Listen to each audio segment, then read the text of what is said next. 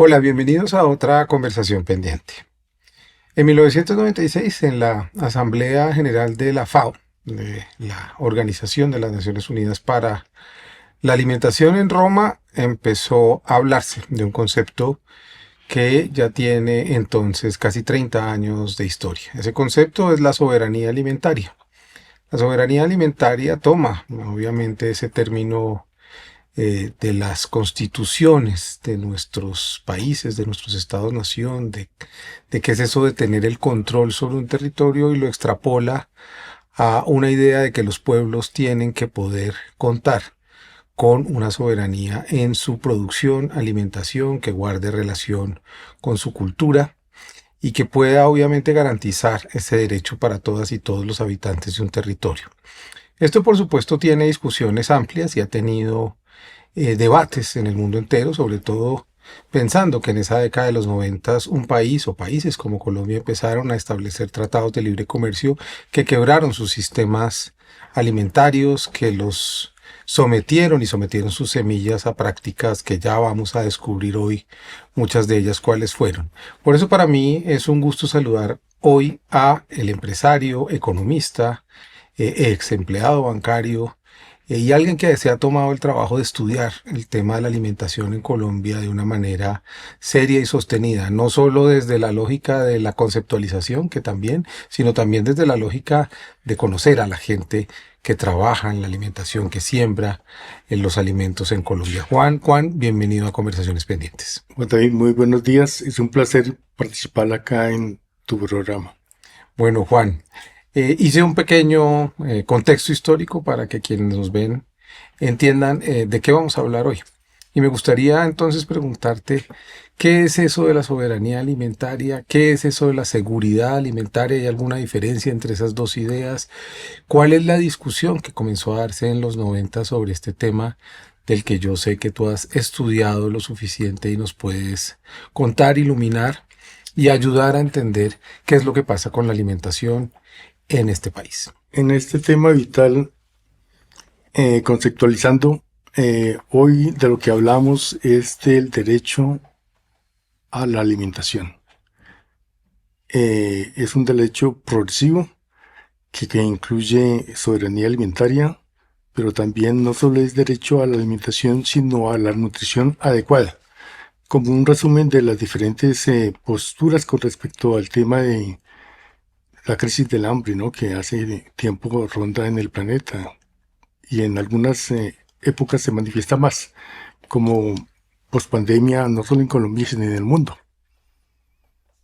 Ese derecho a la alimentación parece una especie de contradicción en un país tan rico como Colombia, en alimentos, en posibilidades.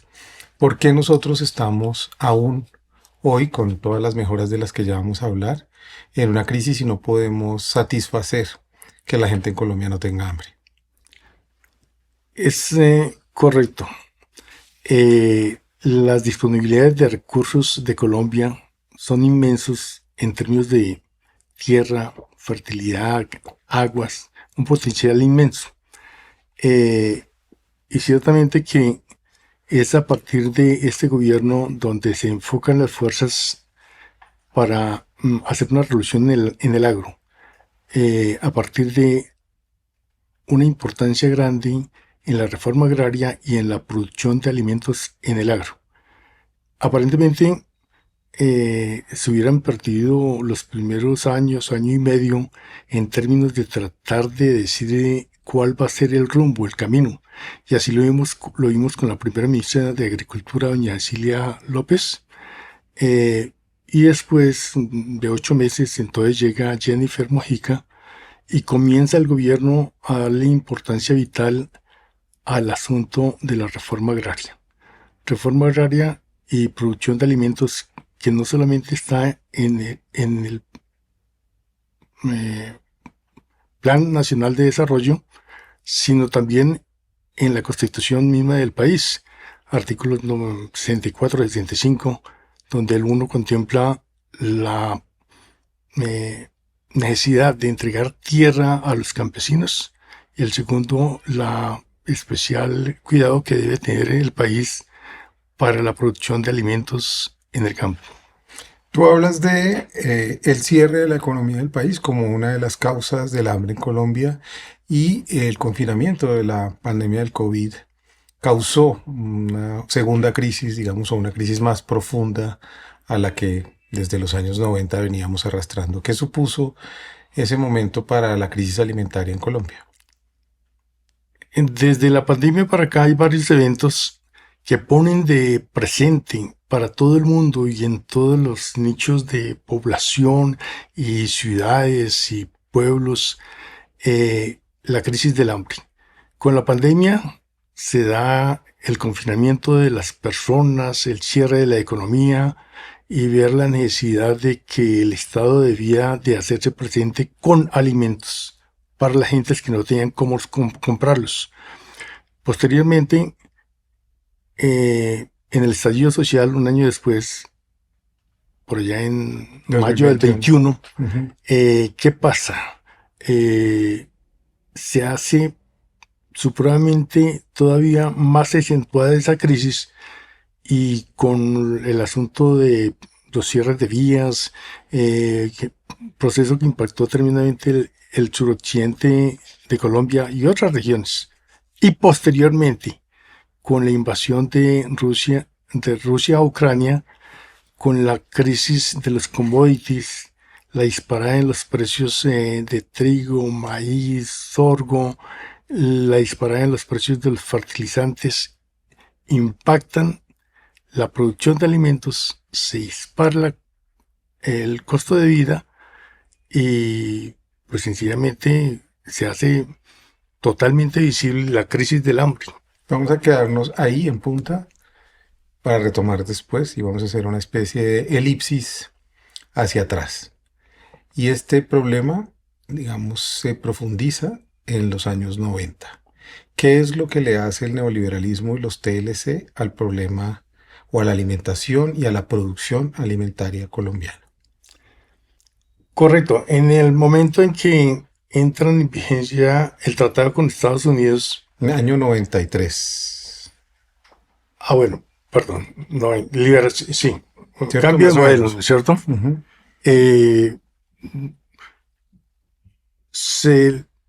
Colombia se inscribe en las órbitas del comercio internacional.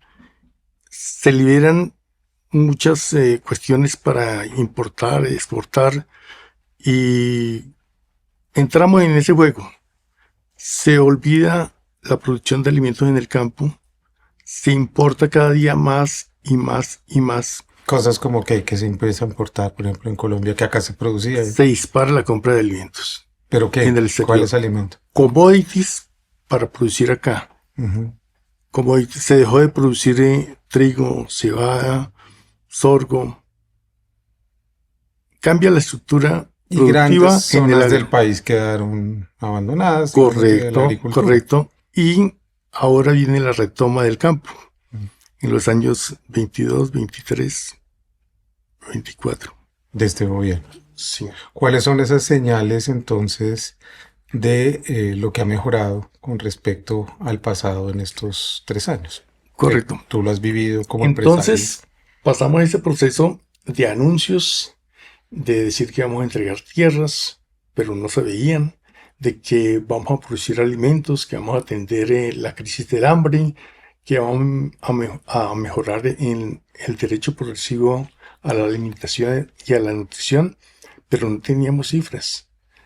Cuando ya tenemos cifras del PIB, entonces vemos que la estrategia sí ha servido, no solamente para reactivar el agro, sino para ponerlo como punta de lanza dentro del proceso de crecimiento económico del país. Hasta el año 22, algunas, el PIB muy lento, ¿sí? Muy lento. 0,7, 1,7. De crecimiento. De crecimiento, ¿sí? Mientras que la industria crecía en términos negativos, ¿sí? Y el agro comenzó a crecer. Y en lo que ha ocurrido este año vemos ya la consolidación de ese proceso de crecimiento liderado por el sector agrario, que crece un poquito menos, ¿sí? Ya no a lo 7%, sino un poco menos. Y la industria nacional de alimentos, después de los años 22-23, que estaba negativa, comienza a crecer positivamente a un nivel este año de 4%, cuando el crecimiento de los cultivos transitorios y permanentes lo hacen en 3%, un poquito menos. ¿Qué cosas están creciendo? ¿Qué alimentos están creciendo? ¿Qué sectores están creciendo dentro de esos signos de reactivación? Muy bien, cuando decimos crecimiento de la agricultura, resulta que la mitad de lo que se produce en el agro va para la industria, parte para la exportación y alrededor del 50% va directamente para el consumo de las familias, los hogares, en campo y ciudad. ¿Qué sectores vienen creciendo? Los de exportación, ya vemos, el café ha sido bendecido por el país en términos de que Otra vez. lo cogió el alto precio Ujú. internacional, buena producción, buen clima, una coyuntura de mm, baja producción en Brasil, en Vietnam, y ha tironado en buena parte el crecimiento del agro. Pero, ¿qué más ha crecido? Básicamente, todos los productos básicos de la canasta de los colombianos. Arroz, papa, cebolla, tomate. Esa que pega todos los días en la canasta de las familias, canasta de víveres de las familias. ¿Y eso en qué se traduce? Relativamente menores precios de los alimentos, mayor capacidad de adquisición, o sea, es un refresco en términos eh, del control de la inflación, mejora en el consumo y mejora en el bienestar, y después veremos que eso va a impactar indicadores de nutrición, salud, equidad. ¿Y por qué los empresarios dicen que eso es bueno, pero no tan bueno como parece, digamos? ¿Cuál es la manera de mirar el problema desde diversos ángulos? Tú que eres un empresario en el sentido de lo popular, de las alimentaciones agrícolas, de la agricultura, versus un empresariado que afinca más sus proyectos en la exportación. ¿Cuál es esa crítica que tú ves ahí que se está poniendo en juego precisamente entre el gobierno y los empresarios, entre la ANDI, por ejemplo?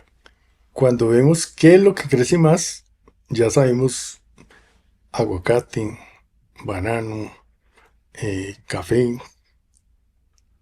y qué es lo que, digamos, no se ajusta al proceso económico y de alimentación del pueblo colombiano.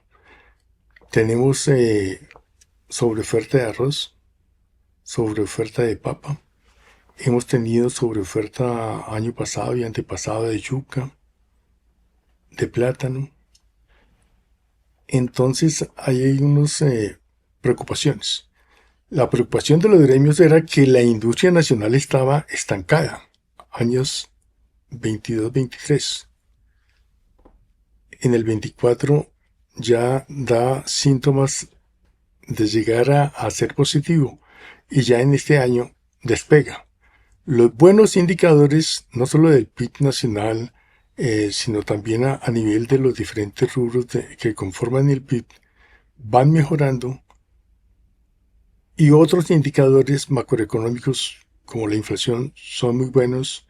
La balanza de cambios cambiaria no se ha deteriorado, y comercial tenemos buenos precios, buen precio del dólar, sí, 4.100, más o menos por ahí hemos navegado, 4.200.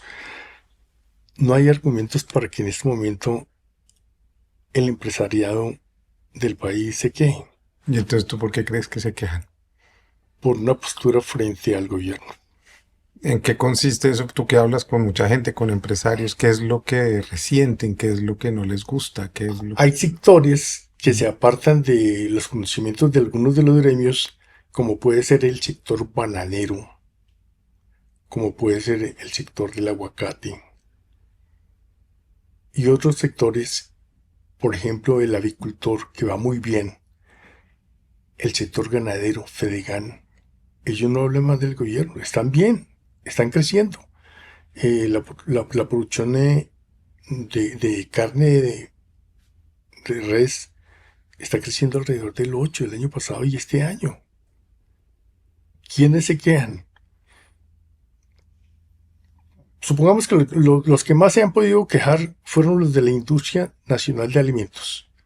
¿Por qué? Por el impuesto a las bebidas azucaradas y a los alimentos ultraprocesados, que con la primera reforma del gobierno, con la reforma del gobierno Petro del 22, aplica un impuesto progresivo hasta el 20% a los, a los alimentos ultraprocesados y bebidas azucaradas. Ese impuesto lo aplicaron en el 23, 10%. Aumenta a 15 en el 24 y en el 25 a 20%. Eso ha afectado, pero ha mejorado la balanza de consumo de la gente. ¿Por qué? Tienen más oferta de alimentos frescos del campo y ya saben que una gaseosa 5.000, 6.000, 7.000, cuando puede comprar un kilo de fruta fresca, saludable, y ya menos salchicha y más carnecita, pollo, huevo, que hay muy buena oferta. De todos los sectores, los que más han crecido el año pasado y antepasado, el sector avícola, y no se quejan, y están exportando. Y el sector de carne, Fedegan, está exportando. Sucedió algo muy importante que a mayo del año pasado, en lo corrido del año habían exportado alrededor de 6.000 toneladas de carne. Y este año la sola carne para la China, 7.000 toneladas. Se están abriendo mercados. El potencial, como dice el programa de gobierno y el plan de desarrollo Colombia, potencia mundial de la vida, se está haciendo una realidad. ¿Qué dice la gente? ¿Qué dice la gente del campo, el vendedor de la plaza, el intermediario, el transportista? ¿Cuál es la sensación de este momento si ese crecimiento se está produciendo? ¿Cuál es la conversación que ocurre y que tú tienes acceso a ese tipo de conversaciones que muchas veces no aparecen en la esfera mediática? Perfecto. La preocupación de los productores agrarios, no decimos de los grandes. Por ejemplo, el palmicultor tiene sus canales, el banano tiene sus canales, la flor tiene sus canales, ¿sí? Y sus mercados asegurados. Entonces, hay una contingencia grandísima, es que por política de gobierno y por incentivos y por todo el apoyo desde la Agencia de Desarrollo Rural y demás, se está produciendo mucho más, pero no se está asegurando la llegada a los mercados. Una cosa es la agricultura familiar, campesina y comunitaria que queda ya en los territorios, que mejora las condiciones ahí y alimentan los mercados próximos, mercados locales, mientras que la gran agricultura del empresariado agrícola va a los grandes mercados. ¿Y cuáles son esos mercados? Empezando por Corabastos en Bogotá y otras centrales en Medellín, Cali, y lo que va de estos mercados para la costa. No se justifica con tan buen crecimiento que no hayan unos precios a la baja de la canasta básica de alimentos. ¿Por qué? Porque el gobierno ha tenido en cuenta de que tiene que poner a funcionar adecuadamente los mercados. ¿De qué manera? Un ejemplo. En Colombia, en Bogotá, la oferta de alimentos pues llega bastante centralizada a Corabastos. Ahí estamos estancados en los últimos 2, 3 años en 8.000 toneladas por medio diario de alimentos, 1.000 de granos, que eso es aparte, algunos importados, y 8.000 toneladas o 7.000 toneladas de alimentos frescos del campo. Si el crecimiento en el campo es tan grande, y la oferta tan grande, y hay sobreproducción, ¿por qué no llega toda esa oferta a la central y a otras centrales y a otros mercados?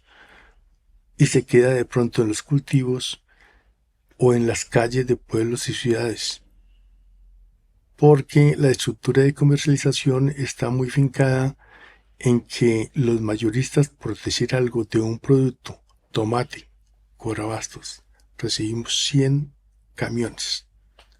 Promedio puede estar alrededor de 400 toneladas, diario, semanal, y otros productos de igual forma.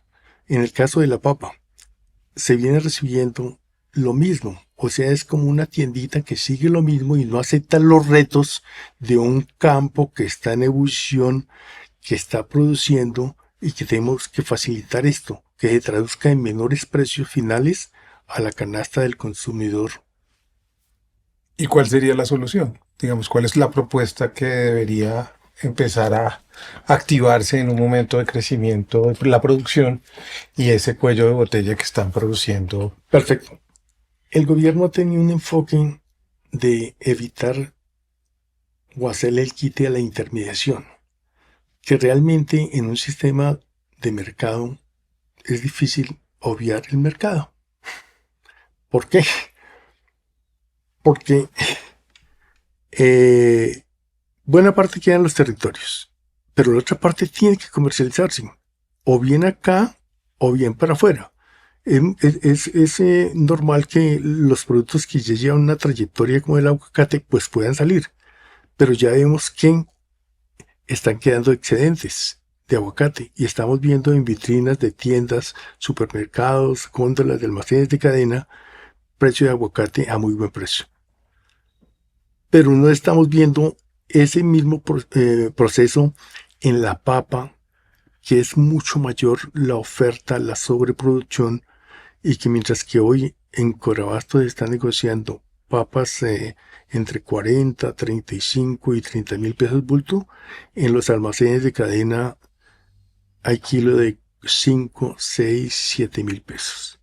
Es un desfase impresionante. El mercado no funciona. ¿Y por qué? Deberíamos de darle libertad total a la comercialización en las centrales de abastecimiento, no solo de Corabastos, sino todas. Que el campesinado tenga libre ingreso y que dentro de las centrales se comercialice libremente y no un producto por acá, el otro por allá, en condiciones como especiales de no libre competencia. Y eso genera que rentas oligopólicas, monopólicas en el proceso de comercialización, bien de los alimentos frescos, como es por el otro lado de la industria nacional de alimentos, que ellos fijan libremente el precio. Tenemos una concentración altísima en la industria de alimentos. Nutresa, ellos mismos manifiestan hace un año, 2 años, 3 años, que manejan el 52 o 54% más o menos por ahí de la industria nacional de alimentos, que sabemos que son productos alimenticios, ¿no? No alimentos, en términos de el concepto riguroso de seguridad alimentaria o derecho humano a la alimentación. Entonces, Esa diferencia, guárdala y ahora nos la explicas para que la gente la entienda, pero sí. en este momento, mientras que hay sobreoferta de alimentos frescos, está creciendo el sector de la industria de alimentos. Pero así como vimos que hubo un proceso de expansión del agro a partir de los buenos precios del café, es la industria que en este momento está reaccionando frente a la crisis que se vio sometida por los impuestos a los alimentos, ¿sí? Impuestos saludables. Hay una reacción, ¿sí? De pronto tocaría ver cómo la industria nacional de alimentos sigue manteniendo un volumen o menor volumen, pero que en el asunto de valor, precio, pueden estar haciendo lo que perdieron en año y medio o 2 años atrás. Voy a dejar la diferencia para después porque me acaba de surgir una pregunta. Tú hablas entonces de sectores que están creciendo Y lo que uno no puede entender es que si estamos en un sistema capitalista, ¿cierto? Económicamente hablando, que quiere que los mercados crezcan y quiere ganar, porque ciertos empresarios o porque la economía del país nos está dirigiendo a hacer crecer más lo que está creciendo. ¿Qué piensas tú de esa idea? Pienso que el modelo económico nacional está cambiando, el paradigma está cambiando. Mientras que antes hacíamos énfasis de que teníamos que crecer para tener beneficios sociales para el país y de bienestar, sin ponerle énfasis en el empresariado que sigue laborando, sigue trabajando, sigue generando utilidades. Lo constatan las 1000 empresas más grandes del país del año pasado, que siguen mejorando este año, ¿sí? Se cambia el modelo y vemos que desde el agro se generó un proceso nuevo, renovado de crecimiento para toda la economía.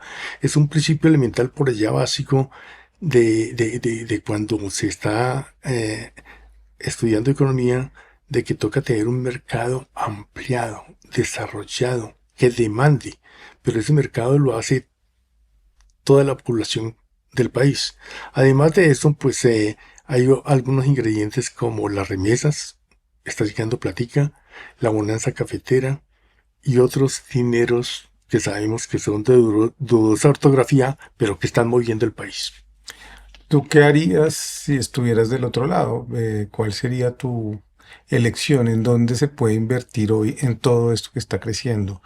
¿Qué es lo que hay que fortalecer? ¿Hay que poner más fruers? ¿Hay que poner más centros de abastecimiento? ¿Qué es lo que hay que empezar a hacer para que esta economía penetre y se irrigue mucho más en toda la sociedad y no haya esas diferencias abismales entre el mercado de la plaza, la central de abastos y el supermercado del sector de privilegio, que es un abismo cada vez más irracional? Darle competencia a toda la economía. Si hablamos de los alimentos, darle competencia. Vemos cómo a través de los almacenes de descuento duro han podido bajar precios de muchos alimentos. Y vemos hoy cómo el éxito está ofreciendo también dentro de ese concepto muy buenos precios, buenos alimentos, buenas opciones y se disparó el éxito. O sea, todo se puede. Lo que sucede es que veníamos trabajando como en unos estados de confort, ¿sí? Que no compito, pero yo gano y tenemos que mover todo esto. Lo vemos por el lado de las grandes superficies y almacenes de cadena. Por el lado del mercado tradicional, plazas de mercado, fruberes pequeños y todo esto, también toca meterle competencia. Que no hayan grandes señores que manejan unos productos Ujú. o unas economías regionales. Me queda la curiosidad, ¿qué pasa con toda esa papa que está sobreproduciéndose? ¿A dónde va? Supremamente delicado, porque si los costos, por decir algo, de equilibrio que estén alrededor de 30.000 pesos o 25.000 pesos, y si están vendiendo a 25, ¿quién paga el transporte? No, es totalmente, digamos, a pérdida. A pérdida. Y lo veíamos también el año pasado y este año con el arroz. Si están produciendo por debajo, pero la industria dice yo pago a 170, 150 la carga. Entonces, y eso que los que producen arroz no son campesinos rasos, ¿no? Son empresarios agrícolas. ¿Qué nuevas Bien complejo. empresas agrícolas estás viendo tú en el país? Que la gente, ¿Nuevas? sí, que la gente no sabe, digamos, no sé, que en el Tolima está creciendo, en qué regiones tú estás viendo un ímpetu de crecimiento importante en ya la producción, pues. Fuera de lo que vemos del crecimiento a partir del aguacate, que El es aguacate, ¿en qué zonas está más o menos regado por todas? Tolima, Huila, Antioquia, hay cantidad de proyectos productivos apoyados por la Agencia de Desarrollo Rural, con asesoría técnica, con aporte, con dineros a bajo precio, que no los estamos viendo, pero los están exportando. Fruta, gran variedad de frutas, cacao, muchos productos que no los estamos viendo. Falta contabilizar esos nichos de nueva producción y ubicación en mercados. Y la gente está llegando. Vamos a pasar a otro tema que son los indicadores de la seguridad alimentaria en Colombia. ¿Por qué no nos hablas un poco de eso y después pasamos al tema de nutrición, que creo que es igual de importante?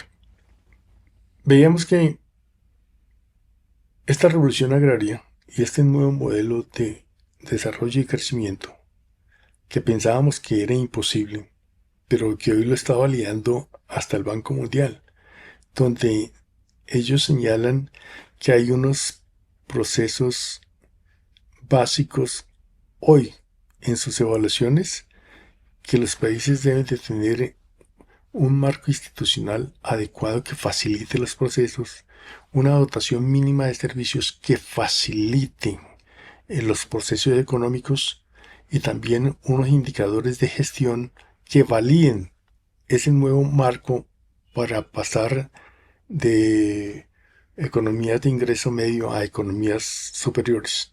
Y eso no se está teniendo en cuenta. O sea que tenemos que mejorar en la base para crecer, no crecer para mejorar en la base. Un cambio de objetivo bien interesante.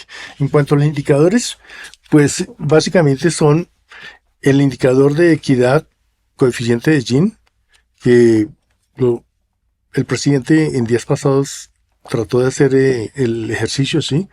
Y alguno de los anteriores acá en esta conversación también lo señalaba. César Caballero. César Caballero, coeficiente de Gini, y veamos cómo se modifica ese coeficiente de Gini en los 3 últimos años. Lo miramos porque, por favor, datos son bien complejos, ¿no? Coeficiente de Gini, año 2022, 0.556, baja al 23, 55.3 y al 24, 0.551. Como decía César Caballero, mover el coeficiente es imposible, pero dentro de esta nueva dinámica de la economía vemos que sí es posible. ¿Qué es el coeficiente de Gini para que la gente lo entienda? Mira en términos la distribución. En concreto, la distribución del ingreso. Si el ingreso lo tiene solo una persona, el coeficiente tendría a ser a 1. Si tiende a ser 0, todos estaríamos recibiendo lo mismo de la economía, ingresos, ¿sí? Y de ahí para adelante, pues, otros indicadores que dicen que el proceso de crecimiento desde el agro está beneficiando el derecho a la alimentación, está respaldado por pobreza monetaria extrema, que son datos DANE, pobreza multidimensional. Miremos pobreza monetaria, 22, pasa de 33.6 al 34.6 en el 23 y en el 24, 31.8. Vemos cómo es decreciente la caída, ¿sí? Y la pobreza monetaria extrema baja del 22, de 13.8 al 23, 12.6 y al 24, 11.7. Igualmente con el asunto de la pobreza multidimensional, solo menciona la nacional, últimos años, en el año 23, 12.1 a 11.5. Estos indicadores realmente no solamente deben de alegrar pues a todos los habitantes del país, ¿sí? Sean empresarios, sean trabajadores, sino también a los organismos multilaterales que miran cómo va cada país. Y nosotros, dentro del contexto internacional, vamos bastante bien. Y en la región. O sea, a veces parece que nos criticamos y nos damos más duro adentro que lo que realmente está pasando y cómo nos están Correcto, por fuera nos viene mejor. Y si uno ve programas especializados como Primera Página de Javier Estéreo, pues ellos ya están viendo que la cosa no es tan grave, que, por ejemplo, los negocios de bolsa han funcionado bien, la valorización de acciones ha sido impresionante en el último año, igual en otros países de la región. Es un contexto internacional. Las empresas o los valores de las empresas están transando hoy mucho más altos de los valores que habían antes, y eso no se veía antes. La economía está en ebullición, y eso es bueno, que la economía se mueva y que todos los empresarios pues sean imaginativos para salir adelante. Hoy, esta semana ya se dieron noticias de primer semestre de algunas empresas del sector bancario, y los resultados son muy positivos. El año pasado las 1.000 empresas más grandes del país ganaron 91 millones, y este año ya van por 110. Billones. Sí. Que es normal, de un tiempo difícil, de pronto cuando viene la reactivación, eso, los cambios son grandes. Y el tema de pobreza, ¿cómo está en Colombia? Perdón, de hambre, que tú lo has trabajado también. Ahí Ahí hay está el unas. asunto. ¿Qué Ujú. hay detrás de todo esto? Hay indicadores especializados de hambre. Están bajando, como estos indicadores de pobreza, ¿sí? El hambre. Eh, Estamos mejorando. Si hay alimentos, pues mejoramos. Y si hay ingresos en el campo, como es el caso de la generación de empleo, campo-ciudad, pues mejora. De junio de este año a junio del año pasado se crearon 831.000 empleos nuevos. César Caballero hablaba acá que durante todo el periodo del gobierno actual crecemos más o menos en 2.2 millones. Es una revolución. ¿Y por qué no la estamos viendo? Yo insisto eso. ¿Qué es lo que sientes tú ya hablando culturalmente? Seguramente en Corabastos o en otros sectores de la sociedad se está sintiendo y se está hablando, pero en los medios parece que el discurso es que las cosas están muy Los caóticas. medios ya están viendo de que el fenómeno es real. Estamos mejorando. Pero políticamente pues no es dado hablar de esas cosas. Entonces se pueden hablar de otras cosas. Ujú. Y en términos de economías como Corabastos, no se ven los beneficios, porque eso solo beneficia a un círculo muy estrecho de poder ahí, en esa economía, porque no hay libertad de comercialización, competencia. Y eso lo vemos en situaciones como en el año 2022, que en junta directiva aprobaron la prohibición para que ARA ingresara a ese mercado. Y tenemos una demanda de la SIC, Superintendencia de Industria y Comercio, porque prohibieron el ingreso de ARA. Si ese es un mercado, pues que vaya allá a todas las superficies, compitamos, trabajemos. No Y dejaron eso es entrar. bueno, no le dejaron entrar. Ese es un indicador de que hay poderes que no dejan que el mercado funcione. ¿Y cómo se puede hacer una propuesta para negociar o para... Yo entiendo que también hay otro tipo de estructuras que controlan los alimentos y que no son solo estructuras. Perfecto. Hay cosas que pensaríamos, ¿no? Pues sencillamente que la sigue haga que eso funcione ya, ¿sí? Con visitas, con estudios, con sanciones, pero hay otras cosas que se mueven, que pueden ser asuntos ilegales, ¿no? Desde un gota a gota hasta otras operaciones no legales, sí, no santas, y no solo en ese mercado, sino en muchos otros mercados de centrales y plazas de mercado. Pues la informalidad eh, bancaria es tan grande, la bancarización es escasa, que se mueve mucho dinero, y eso permite muchas cosas. Elemental, si se impone la factura electrónica para todo el mundo, absolutamente, el cosechero, el productor agrario que llega, su factura electrónica, y todo el que compra uno o dos camiones, su factura electrónica, y la venta de él para cualquiera, ¿sí? Factura electrónica. Pues cerramos el círculo a una cantidad de operaciones pues ilegales, ¿no? ¿Qué cosas seguimos importando heredadas de esa política neoliberal que no necesitamos seguir importando? ¿Qué cosas seguimos trayendo que no deberíamos ya traer? Seguimos trayendo básicamente lo mismo. Harina de Maíz. trigo, harina de trigo, maíz para la industria de los pollos. ¿De dónde traemos maíz? Maíz todo de Estados Unidos. Son alrededor de 6 millones de toneladas. Y miremos que en esa dependencia de Estados Unidos, ¿sí? Con el maíz, la industria porcina, avícola y otras de animales no se quejan. Entonces, ¿por qué unos no se quejan y otros sí se quejan? Es como raro, ¿no? Como unos tintes ideológicos, políticos. ¿Qué otras cosas fuera de maíz? ¿Qué más seguimos trayendo de? Ah, bueno, espera un momentico. Fertilizantes. Muchos fertilizantes. Y alimentos ya, Ultraprocesados. correcto, que van directo a las vitrinas. Importamos leche grave, porque aquí la leche nacional es suficiente para el mercado. Y la industria nacional de alimentos, como, perdón, las lecherías, como otras empresas de la industria nacional de alimentos, compra más barato algunos insumos de por allá y aquí pone precio a la leche en cualquier parte del país, ¿no? Llámese gran productor o pequeño productor. Y tenemos la crisis de la leche. O sea, ¿cómo lo podrían hacer? ¿Cuál sería la lógica? Mejorar. Mm.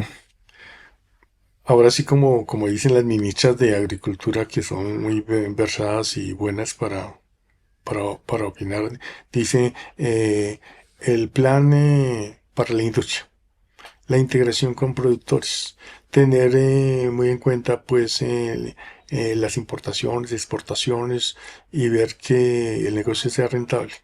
Difícil, porque Porque en la cadena unos pierden y otros ganan. Complejo, ¿no? nos toca que ganen todos. Ese es el asunto. Toca meterle transparencia a todo.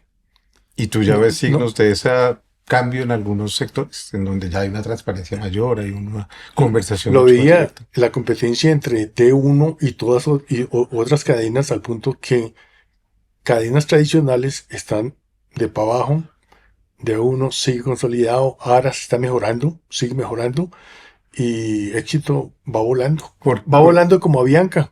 porque ganó la transparencia, porque Entró a competir. ujú, Es que hay que competir y moverse de que yo estoy acá con estos precios. No, yo me bajo y trabajo con pequeñas industrias y me, me proveo, adquiero lo que necesito, sí, no solamente a una o dos marcas, sino a 100 marcas. dices que también tienes algunas críticas, que hay cosas que en este momento hay que mirar con atención para que la constatación de lo que dicen los datos y de lo que dicen las cifras de la economía no se parecen mucho al discurso que está imperando en otros lugares. Bueno, ¿Cuáles son esas críticas?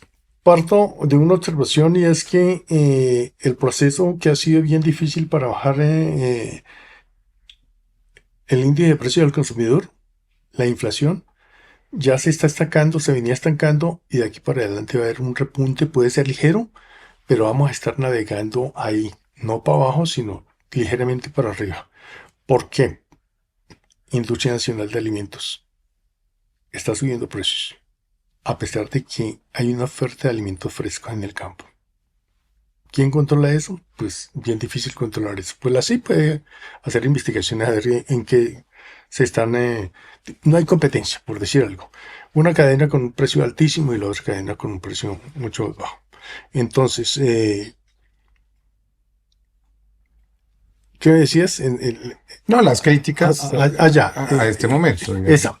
Hay una muy importante y me la recomendó el director de la FIAN en el sentir que para la formulación de la política en la concepción del derecho humano a la alimentación, partimos en este gobierno sin tener unas bases, una línea base.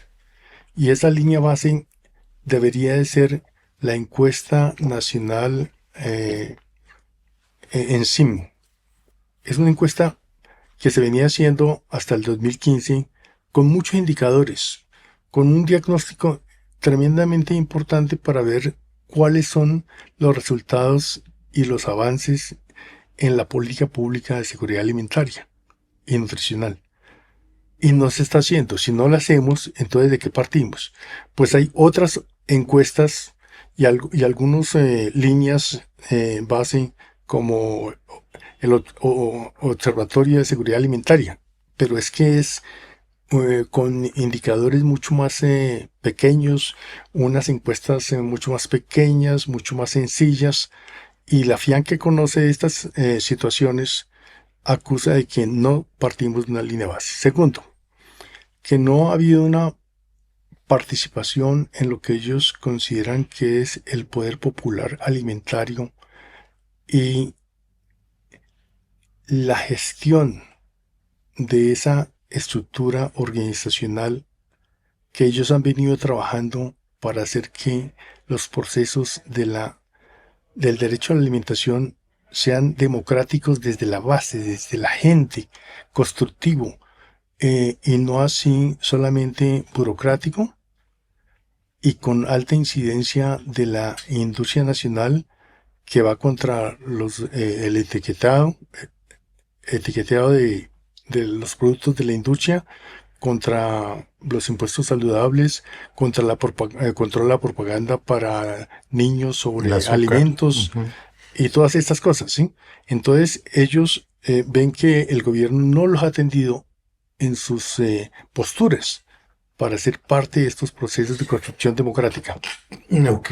Yo te quería preguntar, cuando tú hablas de poder popular y de las organizaciones de poder popular, la pregunta sería, ¿cómo están las regiones de Colombia? ¿Cómo está ese poder popular? ¿Cómo está organizándose eso dentro de los municipios, dentro de los lugares, las plazas de mercado, los centros de abastecimiento, los canales de distribución? Eso ya está empezando a visorarse. Supremamente importante. Hay, pienso yo, una gran disparidad de organizaciones que trabajan localmente, regionalmente, con diferencias conceptuales, ¿sí? Diferentes énfasis en las cosas. Pero lo que ha hecho las dos últimas ministras de Agricultura no solamente es poner énfasis en entregar tierra, sino que la gente se organice desde abajo en la agricultura familiar, campesina, comunitaria, étnica, raizal y toda esta serie de cosas que los de las ciudades no entendemos esos procesos. Pero hay otras personas que sí entienden que esos procesos son vitales, ¿sí?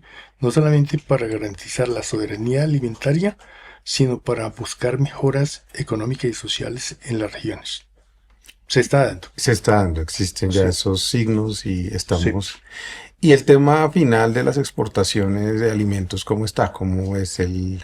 Fuera del Dispar- café disparado. y vemos el Unas con cacao otras, y el aguacate, pero hay otros mercados. globalmente, Ujú. pues ahí están las flores, ¿no? Y se está exportando huevo, se está exportando pollo, se está exportando ganado. Las exportaciones de ganado van disparadas. O sea, el eslogan, ¿no? Colombia, potencia mundial de la vida y potencia mundial de los alimentos, ya comenzó, cogió pista. El asunto es sostenerlo. Después de 30 años pensando estos temas, tú de estudiar economía hace 40 y tantos, de haberte metido en el tema de ser empresario de alimentos, de ¿qué cambios has notado, no estos plausibles, sino culturales en el sentido de la gente ya empezó a comprender? Porque hubo un momento en donde los alimentos en Colombia empezaron a ser casi que despreciados por la gente, es decir, es mejor tomar gaseosa, es mejor, hubo una especie de cambio cultural en el consumo de lo alimentario en Colombia. Ya tú ves ciertos cambios, sí hay de alguna manera una apertura en los sectores populares en el consumo. No solamente en los sectores populares, sino en los sectores altos. Élite. En los colegios Calendario B de Bogotá ya llevamos más de 20 años. Entornos saludables. Nada de gaseosa. Nada de cajitas, ¿sí? Alimentos frescos del campo. Eso es importantísimo. Y ya estos muchachos de la ciudad y de estratos altos han cambiado mm, sus modos de comer, ¿sí? Sus prácticas. Y abajo en la base, pues, ¿quién compra o en un hogar bien limitado en recursos? no van a estar comprando todos los días gaseosa a 7.000, 8.000 pesos, ¿sí? Si no hay ni para la leche que vale como 7.000 también. Entonces toca frutica fresca, ¿sí? Y papita y pollito, ¿no? Pollito, porque la carne está un poquito cara y el salmón también. ¿Qué cosas están caras en Colombia? Colombia, caras. De alimentación, que sigue siendo muy caro y no debería serlo. El chocolate se disparó. ¿Y por qué? El café se disparó para Colombia. Mm. Lo jaló en el precio internacional. Estamos en unos circuitos de que nosotros dependemos en buena manera de los mercados internacionales. Eh, Productos de la industria nacional de alimentos, o sea, lo que en Corabastos se vende como granos y procesados, en una muestra que yo vengo manejando hace 8 años, creció de diciembre a agosto 27%. ¿Qué hay ahí? Chocolate, café, arroz, azúcar, panela, aceite, frijol, garbanzo, lenteja. Sí, unos productos tiran más que otros, algunos de pronto están relativamente escasos, iguales. Panela, doblada de precio. Pues eso es positivo para los paneleros, ¿no? Pero es que la panela se está exportando y en segundo lugar se está industrializando. Ya esas explotaciones muy tradicionales han quedado atrás y todos los días mejoran y la productividad en el campo ha mejorado. La última pregunta, Juan, ¿cuál es la conversación que tienen ustedes, empresarios de la alimentación, de otros sectores de la sociedad, con estos otros empresarios de la Asociación Nacional de Industriales, por ejemplo? ¿Se están produciendo esos diálogos? ¿Hay una conversación abierta sobre por qué se está atacando de una manera tan brutal? Yo pensaría que no hay diálogo. En todo este proceso de los 3 años de este gobierno, cuando se ha dado un enfoque al sector agrario, eh, la Sociedad de Agricultores de Colombia, ¿en qué está? No dice nada, nunca ha dicho nada, ¿sí? Eh, y con otros sectores, pues tampoco. La ANDI, FENALCO, en el sentir de, por ejemplo, esa economía local de Corabastos tan importante para el país, maneja alrededor del 25% de la oferta alimentaria de las grandes ciudades. No, no tienen concepto ni siquiera para Corabastos, ¿sí? No lo tienen en cuenta para nada. Y el gobierno lo tiene descuidado. La Junta Directiva de Corabastos está conformada por 4 miembros del sector público, distrito, gobernación y 2 del Ministerio de Agricultura. Y por 3 del sector comercio. Y nunca el sector gobierno ha estado pendiente de ver que salga el mercado adelante. Hoy el mercado y la sociedad, Corabastos hoy día presenta una crisis muy grave, al punto que hace 2 meses hubo una coalición entre los 2 miembros del Ministerio de Agricultura y 2 del sector privado y sacaron el gerente que estaba, con unos resultados seguramente espantosos. Nos dejó una crisis financiera gravísima, una crisis operativa al interior de la central total, donde hay mora en el pago del aseo, de la vigilancia y las consecuencias que se manifiestan ahí, que se traducen en condiciones no aptas, ¿sí? De salubridad, de seguridad y otras cosas. O sea, hay una desconexión total, ¿sí? De estos mercados, caso Bogotá, con el gobierno, que es parte de Corabastos, ¿sí?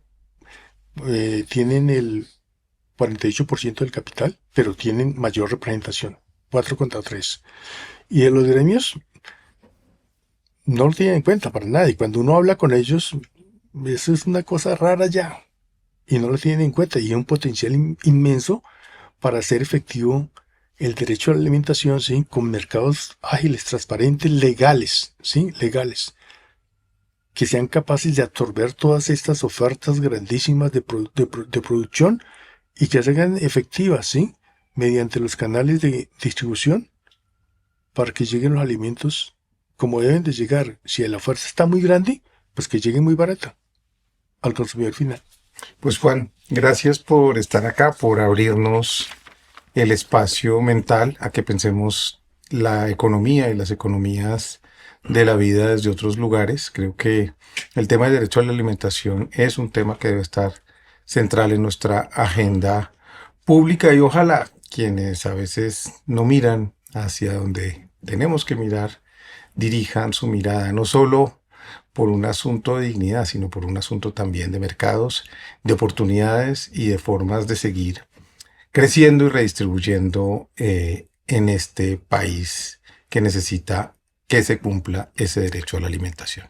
Gracias, Juan David, por la invitación en este tema tan vital para el país, para la humanidad, para la vida, donde la vulneración del derecho a la alimentación y a la nutrición adecuada se manifiesta en hambre, Gracias, en Juan. muchas partes del país. Y a ustedes, gracias por estar en esta conversación pendiente. Nos vemos en la próxima con otras razones, con otras ideas. Recuerden, no queremos tener la razón, sino llenarnos de razones. Nos vemos.